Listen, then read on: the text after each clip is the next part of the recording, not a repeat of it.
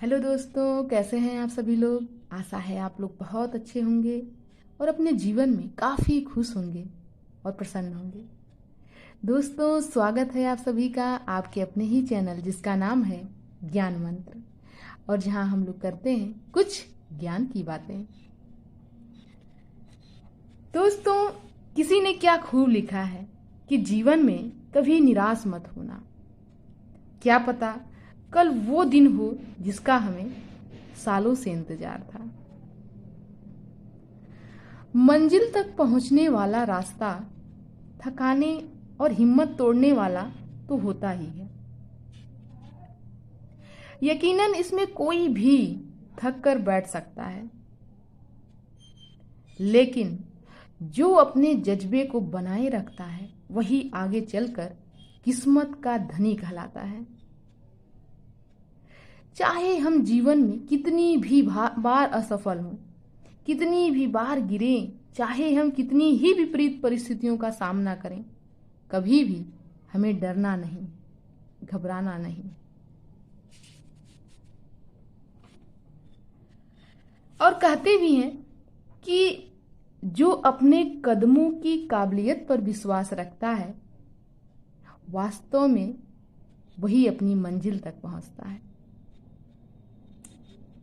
तो दोस्तों, हमें अपने मंजिल तक पहुंचने के लिए अपनी हिम्मत को बढ़ाना होगा, धैर्य रखना होगा और अपनी मंजिल तक पहुंचने के लिए दृढ़ संकल्प होना होगा, और तब मंजिल हमारे कदमों में होगी।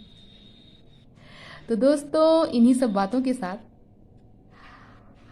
आगे हम लोग शुरू करेंगे आज की ऊर्जा। और आज की ऊर्जा का टॉपिक है स्वयं की खोज। बहुत अच्छा टॉपिक है, स्वयं की खोज। इससे अच्छा टॉपिक क्या हो सकता है जिसमें हम स्वयं अपनी खोज कर रहे हैं। तो चलिए दोस्तों, देखते हैं कि स्वयं की खोज इस टॉपिक में हमें कुछ क्या खास मिलता है आज।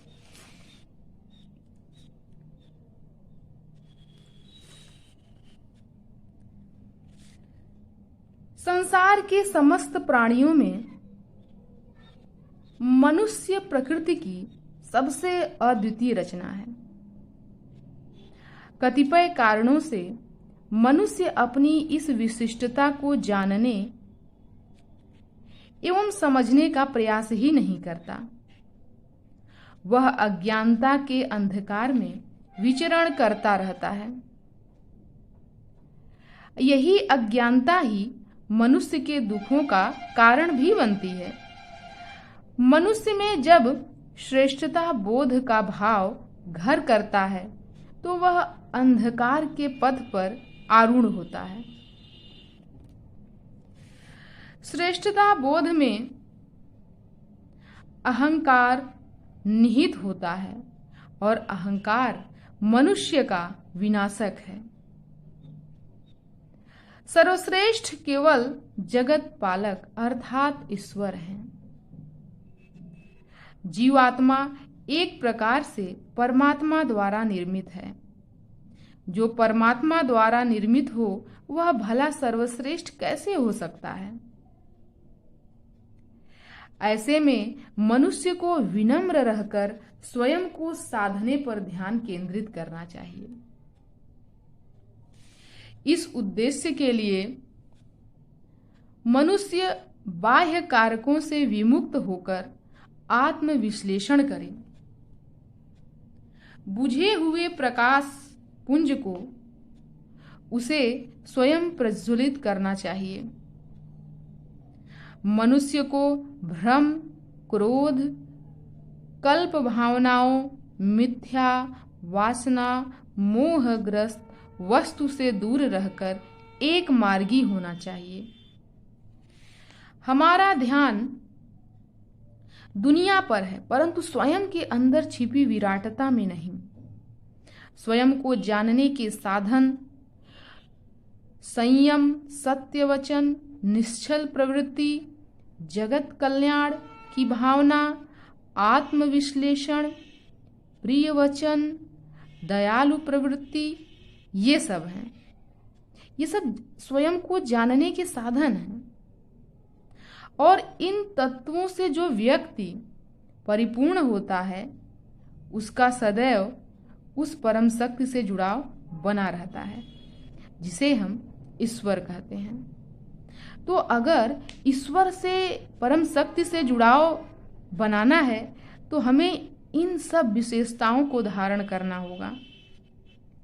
साधन, संयम, सत्यवचन, निश्चल प्रवृत्ति, जगत कल्याण, आत्मविश्लेषण, प्रिय वचन और दयालुता, ये सब जो है विशेषता हमारे अंदर होनी चाहिए। स्मरण रहे कि जगत कल्याण की भावना भी तो ईश्वर का ही एक अंश है। जो मनुष्य स्वयं को नहीं पहचानता, वह अपने जीवन में कभी ईश्वर को नहीं जान सकता।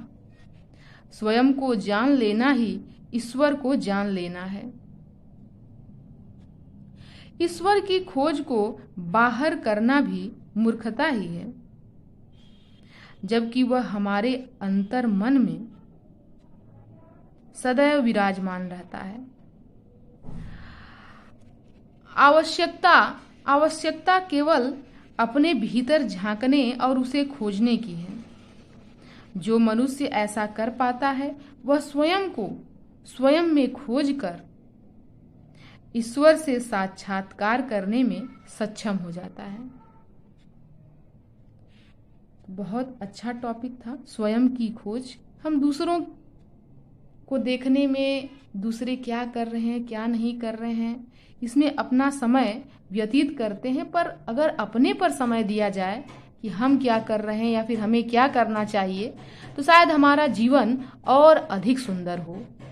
तो दोस्तों, आज का यह ऊर्जा टॉपिक स्वयं की खोज हमें बहुत कुछ ज्ञान दे गया कि हमें अपने जीवन में क्या करना चाहिए, क्या नहीं करना चाहिए। ये सारी चीज़ें हमें जानने को मिली।